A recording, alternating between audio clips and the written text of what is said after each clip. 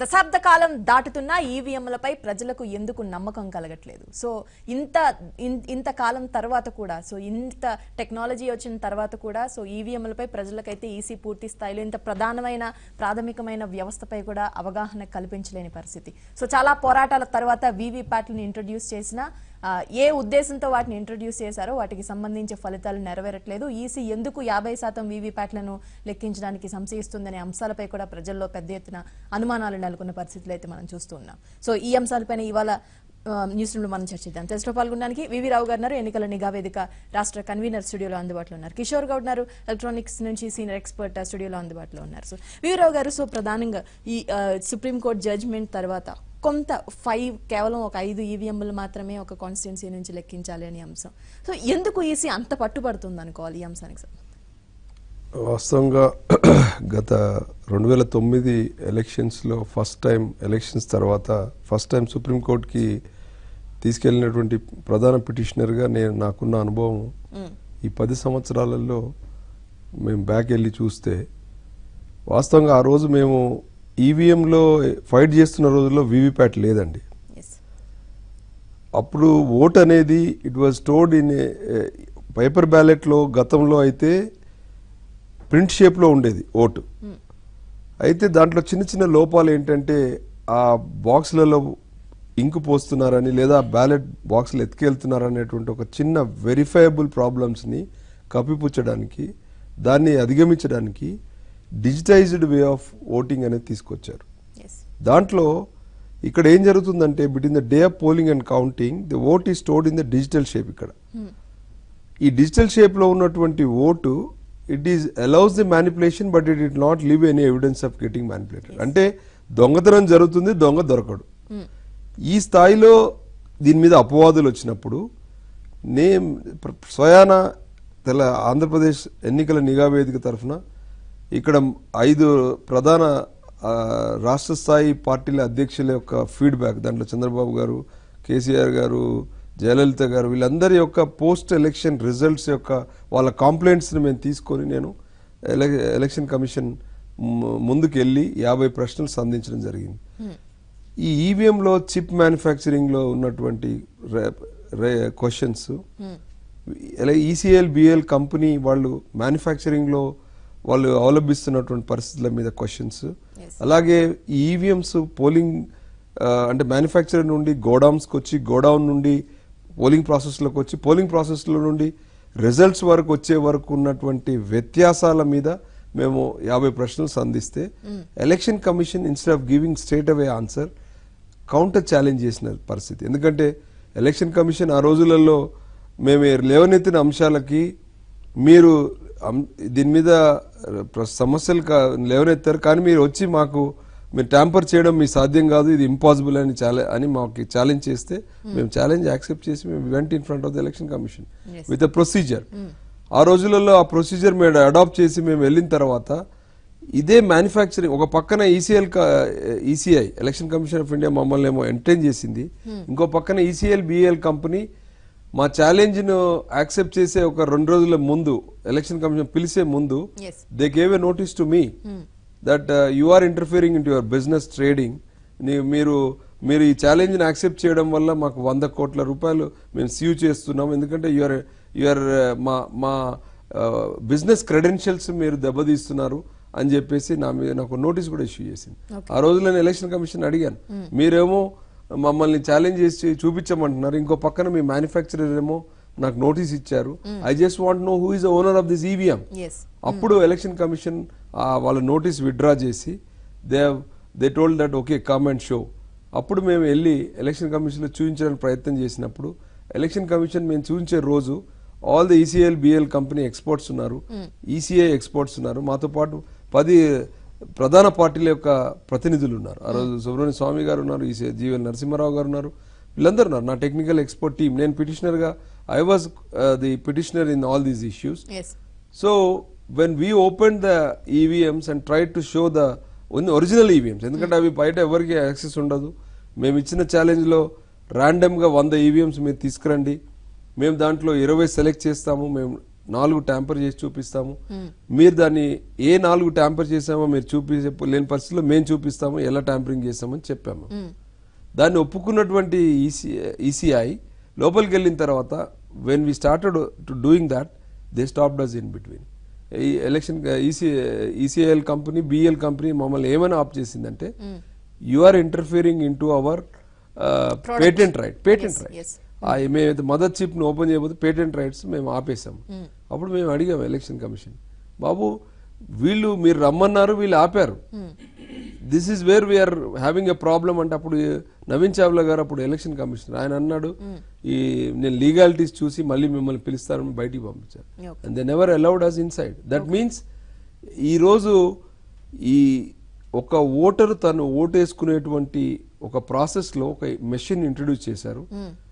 Voter తను కోరుకునేటువంటి కంటెస్టెంట్కి vote వెళ్తుందా లేదా అనేటువంటి నిజ నిర్ధారణ ఓటర్ కల్పించాల్సిన బాధ్యత ఉన్న ఎలక్షన్ కమిషన్ దానికి ఒక మెషిన్ ఇంట్రడ్యూస్ చేసి దానికి పేటెంట్స్ ఇవ్వడం అనేది ఒక ఓటర్ యొక్క సార్వభౌమత్వాన్ని మీద ఇంటర్ఫేర్ అవడం అని మేము ఆ రోజు వాదించాం. అయినా మమ్మల్ని మళ్ళీ ఎంటర్టైన్ చేయలేదు. అయినా ఈ దేశంలో భంగపడినటువంటి కొద్ది మంది కంటెస్టెంట్స్ మాకు ఒక ఒరిజినల్ ఈవీఎం తీసుకురావడం వల్ల మేము దాన్ని ట్యాంపరింగ్ పాసిబిలిటీస్ మేము ఎప్పుడైనా ఒకటే చెప్తున్నాం, జరిగిన ట్యాంపరింగ్ మాకు గురించి మేము మాట్లాడడం లేదు, ఇందులో ఎలా ట్యాంపరింగ్ జరుగుతున్న అంశాలు మేము చూపిస్తామని చెప్పి మొదటి చెప్తున్నాం. ఆ రోజు ఒరిజినల్ ఈవీఎం మీద మేము ఇంటర్నేషనల్ ఎక్స్పర్ట్స్ ని తీసుకొచ్చి 2 రకాలుగా చేసి చూపించాం. ఈ మీడియా సాక్షిగా ఆ రోజు మొత్తం మీడియాస్ అన్ని కూడా దాన్ని ఎక్స్పోజ్ చేశాయి. 2 రకాలు, ఒకటి రిమోట్ గా ఒకవేళ on the day of polling counting మధ్యలో 30 మీటర్ల దూరం నుంచి వెళ్ళి మేము తీసుకున్నటువంటి ఆ ప్రొసీజర్ కి రిమోట్ లో మేము చేసి చూపించాం ఒరిజినల్ ఈవీఎం. రెండో ప్రొసీజర్ ఏంటంటే between day of polling and counting గోడౌన్లో ఉన్నటువంటి వ్యక్తులు ఎవరైనా ట్యాంపరింగ్ చేయాలంటే ఒక చిన్న ఇన్స్ట్రుమెంట్ ద్వారా ఎలా చేయొచ్చు. ఈ 2 మెథడ్స్ మేము చేసి చూపించగలిగినప్పుడు ఒక సామాన్య ఒక ఓటర్ తరఫున మేము చేసి చూపించగలిగినప్పుడు ఒక ఓటుకు 5,000 వరకు ఖర్చు పెట్టేటువంటి విష సంస్కృతి ఉన్నటువంటి రాజకీయ పార్టీలు ఎందుకు చేయలేవు అని మేము ఖచ్చితంగా మేము అడిగాం. అడిగితే ఆ రోజు సమాధానం లేదు. దాని తర్వాత మమ్మల్ని మీరు ఎలా చేశారని చూపించేటువంటి అంశం పక్కన పెట్టి ఎలక్షన్ కమిషన్ ఒక ఈవీఎం దొంగతనం కేసులో మమ్మల్ని లోపల పెట్టే దానికి ప్రయత్నం చేసిందంటే ఎలక్షన్ కమిషన్ యొక్క ఎంతూజియాజం ఎక్కడుందంటే నోరు మూయించడానికి ఒక విజిల్ బ్లోయర్ గా పనిచేస్తున్నటువంటి ఒక ఎన్నికల నిఘా వేదిక తరఫున వెళ్ళిన నాలాంటి పిటిషనర్ నా తరఫున పనిచేస్తున్న ఒక టెక్నికల్ ఎక్స్పర్ట్ ను నోరు మూయించే ప్రయత్నంలో ఉన్నంత చొరవ దాన్ని నిజంగా దేశ ప్రజల ముందు పారదర్శకంగా ఈ వ్యవస్థ నడపడానికి చూపించడానికి ప్రయత్నం జరగలేదు. ఆ తర్వాత రాజకీయ పార్టీల యొక్క ప్రోద్బలం మీద ఈ రోజు వీవీప్యాట్ అనేది ప్రత్యామ్నాయంగా వచ్చింది. అయితే ఈ వీవీప్యాట్ లో జరిగింది ఏంటి? ఈ వీవీప్యాట్ ద్వారా ఎవరికి నిజ నిర్ధారణ జరగాలి? ఎస్వీవి రావు గారు ఒక చిన్న టెక్నికాలిటీస్ ను కూడా పూర్తిగా ఎక్స్ప్లెయిన్ చేయించే ప్రయత్నం ఒక్కసారి కిషోర్ గారితో చేయండి. ఒక చిన్న విరామం తీసుకుందాం. సో ఒక 30 మీటర్ల దూరం నుంచి కూడా సో ఈవీఎం ని ఆపరేట్ చేసే అవకాశం ఉంది, ఆ రకంగా ట్యాంపర్ చేయొచ్చని కొన్ని రూమ్ కి తిరిగి స్వాగతం. కిషోర్ గారు, సో ఈవీఎం ఒక దుర్భేద్యమైన ఎలక్ట్రానిక్ వస్తువుగా జనరల్ గా ఈసీ ఎప్పుడు చెప్తూ వస్తుంది, కానీ చెప్తూనే ఉన్నారు చాలాసార్లు ప్రూవ్ చేసినా కూడా సో అది పరిగణలోకి తీసుకెళ్ళి ఒక్కసారి టెక్నికాలిటీ విషయంలోకి వస్తే నిజంగా చిప్ ట్యాంపరింగ్ అనేది దూరం నుంచే, సో దగ్గరగా ఉన్న విషయం పక్కన పెడితే దూరం నుంచి కూడా ఆపరేట్ చేసి ట్యాంపర్ చేయొచ్చా? సో ఒక్కసారి కొన్ని విషయాలు తెలుసు మనకు, ఒకసారి ఒక అభ్యర్థి పైన మీటర్ నొక్కితే మళ్ళీ ఆ ఈవీఎం మిషన్ పనిచేయదు. సో ఇలాంటి చాలా టెక్నికాలిటీస్ విషయంలో కొన్ని డౌట్స్ కూడా ఉన్నాయి జనాలకి. ఈ విషయం ముందుకెళ్లే ముందు 10 సంవత్సరాల నుంచి వివి రావు గారు ఓటర్ల తరపు నుండి ప్రభుత్వంతో కానీ ఎలక్షన్ కమిషన్తో పోరాడినందుకు మనందరం యాక్చువల్లీ కృతజ్ఞత తెలుపుకోవాలి. ఇప్పుడు టెక్నికాలిటీస్ గురించి వచ్చినట్టయితే ఇక్కడ 2 అంశాలు ఉన్నాయి. ఒకటి మెషిన్, ఇంకొకటి ఆ మెషిన్ ఆపరేట్ చేసే లేదా దాన్ని ఉపయోగించేటువంటి మనుషులు. ఈ రెండు విషయాల్లో మనం తేడా గమనించాలి. ఇప్పుడు మిషన్ ని మీరు ట్యాంపర్ చేయగలరా అంటే ఒక సమాధానం చేయొచ్చు, ఇంకొక సమాధానం చేయలేము. ఓకే, అది ఎవరు వాడుతున్నారు అనే దానిపైన డిపెండ్ అయి ఉంటుంది. మీకు ఇప్పుడు తెలిసిన వాళ్ళందరికీ ఎలక్ట్రానిక్ ఓటింగ్ మిషన్ ఎలా పనిచేస్తుందో తెలుసు, కానీ తెలియని వాళ్ళ గురించి చెప్పాలనుకుంటున్నాను. ఎలక్ట్రానిక్ ఓటింగ్ మిషన్ అనేది it's not a rocket science. అది ఒక రాకెట్ సైన్స్ కాదు. అలాగని చెప్పి చిన్నపిల్లల బొమ్మలాట కూడా కాదు. ఒక ఇంజనీర్ 2-3 సంవత్సరాలు కనుక కష్టపడినట్టయితే, ఎక్స్పీరియన్స్ ఉన్నట్టయితే వాళ్ళే తయారు చేసుకోవచ్చు. ఇప్పుడు టెక్నాలజీ ఎంత అడ్వాన్స్ అయిపోయిందంటే ఒక 10వ తరగతి చదివే పిల్లోడు కూడా ఈవీఎం మిషన్ ని మాక్ చేయగలుగుతాడు. మాక్ అంటే యాజ్ ఇట్ ఈస్ గా రిప్లికేట్ చేయగలుగుతున్నాడు. మీకు డెమోన్స్ట్రేషన్ పర్పస్ గురించి అని చెప్పి ఇగో చూడండి, ఈ పీస్ ఒక 10th క్లాస్ చదివే అబ్బాయి ఎలక్ట్రానిక్ ఓటింగ్ మిషన్ ని మాక్ చేయమంటే వాళ్ళ స్కూల్లో ఒక ప్రాజెక్ట్ కోసం తయారు చేశారు. ఇది ఓన్లీ ఒకే స్విచ్ తయారు చేశాడు. ఆ అబ్బాయికి యాక్చువల్ ఒరిజినల్ ఈవీఎం లో 16 ఉంటాయి. ఇది చూడండి, యాజ్ ఇట్ ఈస్ పైన మనకి this is one of the switch. Similarly 16 switches అంటే 16 స్విచెస్ ఉంటాయి. నేను చెప్పొచ్చేది ఏంటంటే technology is not an issue here. The protection and security is the issue. మనం ఇది తీసుకెళ్లి ఎవరి చేతిలో పెడుతున్నాం. అయితే టెక్నాలజీ పరంగా మీరు అడుగుతున్నారు, ఇంత ఏరియా పరిధిలో మనం చేయొచ్చా లేదా, లేదంటే ఇంత డిస్టెన్స్ లో వైర్లెస్ గా ఆపరేట్ చేయొచ్చా లేదా అనేది. టెక్నికల్ గా చెప్పాలి అని అంటే ఒక డివైస్ తో ఇంకో డివైస్, ఒక హ్యూమన్ టు హ్యూమన్ మాట్లాడాలంటే we should have a language, Hindi English మనం మాట్లాడుకుంటాం. అట్లే ఒక డివైస్ టు డివైస్ మాట్లాడుకోవాలంటే there should be a protocol or there should be an communication, wireless communication. So human మాట్లాడాలంటే మీకు టోన్ ఉండాలి, మాకు టోన్ ఉండాలి. సో డివైసెస్ మాట్లాడాలంటే దీనికి ఆ కెపాసిటీ ఉండాలి, ఈవీఎం కి కూడా కెపాసిటీ ఉండాలి. సో ఈవీఎం లోపల ఎటువంటి ఎలక్ట్రానిక్ అంటే వైర్లెస్ ఎలక్ట్రానిక్ డివైస్ లేదు. సో బయటి ఎక్స్టర్నల్ డివైస్ ఏదైనా సరే ఈవీఎం తో మాట్లాడాలనంటే, అంటే ఈవీఎం తో కమ్యూనికేట్ అవ్వాలంటే that is not possible. That is a technicality. So ఇప్పుడు ఈ అబ్బాయి తయారు చేశాడు, this is my EVM, I can do whatever I want. So ఇది ఎవరి చేతిలో ఉంది?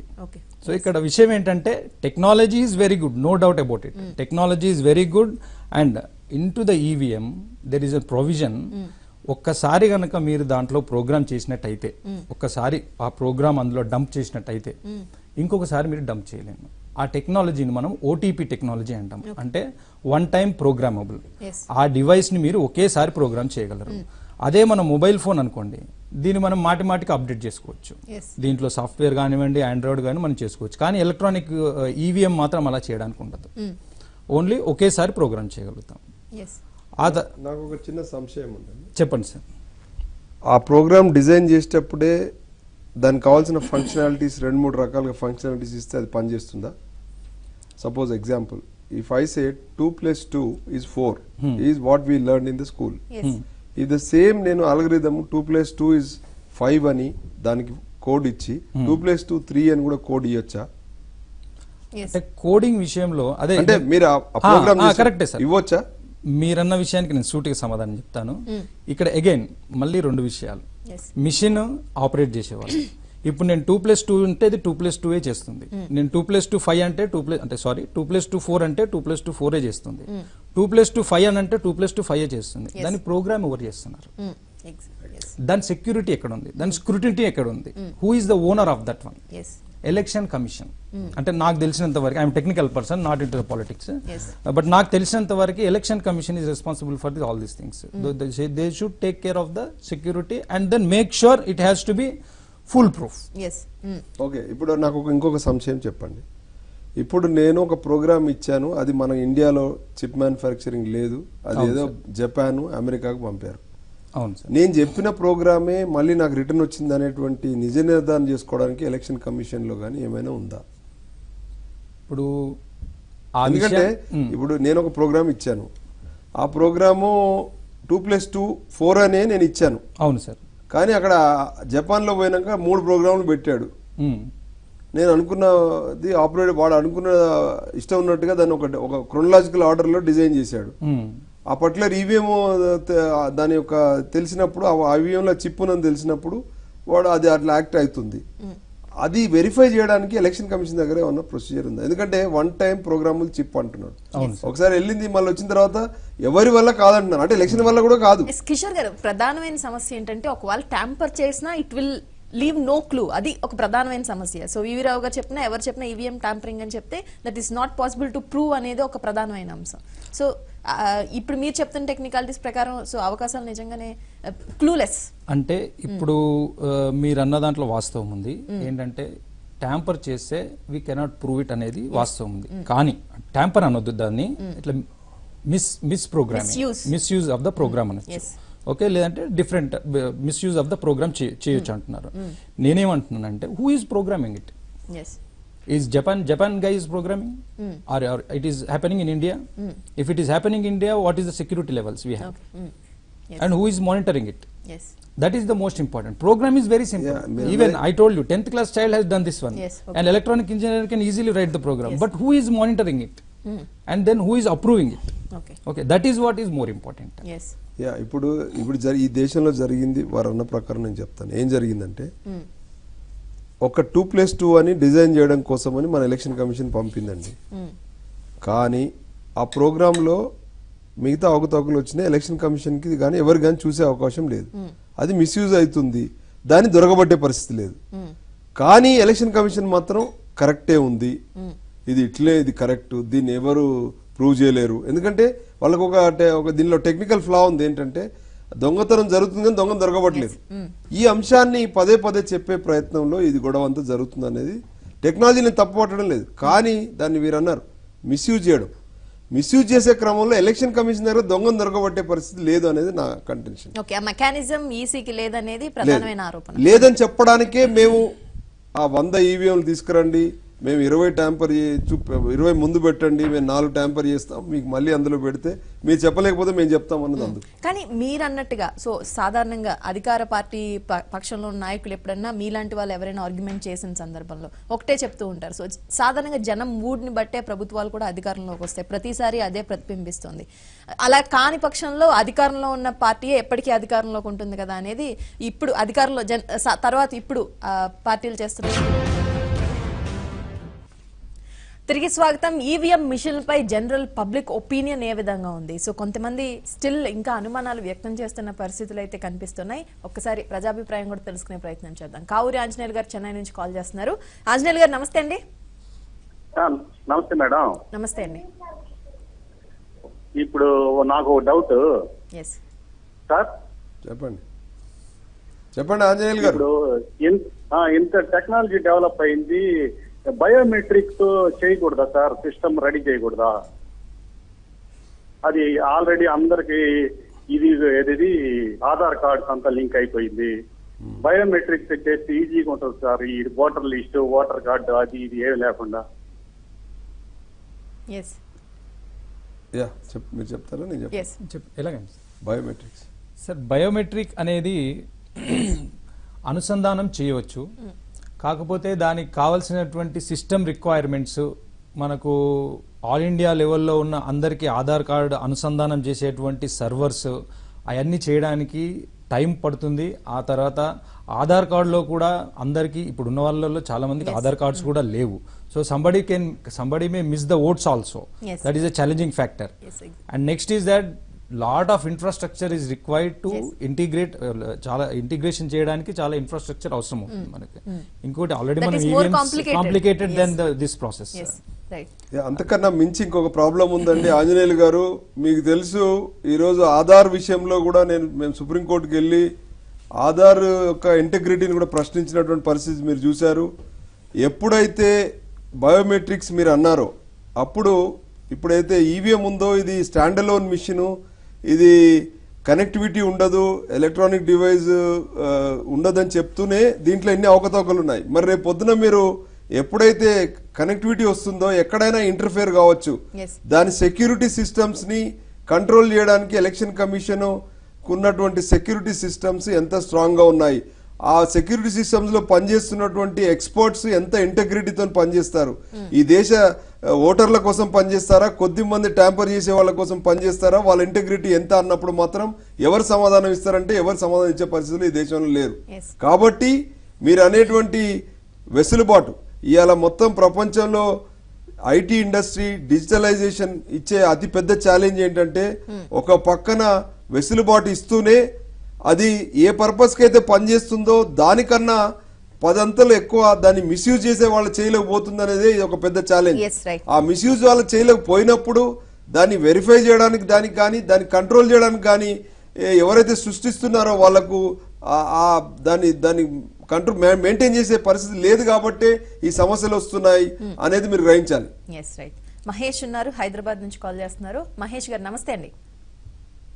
నమస్తే అండి. నమస్తే నా పేరు మహేష్, హైదరాబాద్ నుంచి మాట్లాడుతున్నాను. Yes hello. ఎస్ మహేష్ మాట్లాడండి. అది నేను టెక్నికల్ ఎక్స్పర్ట్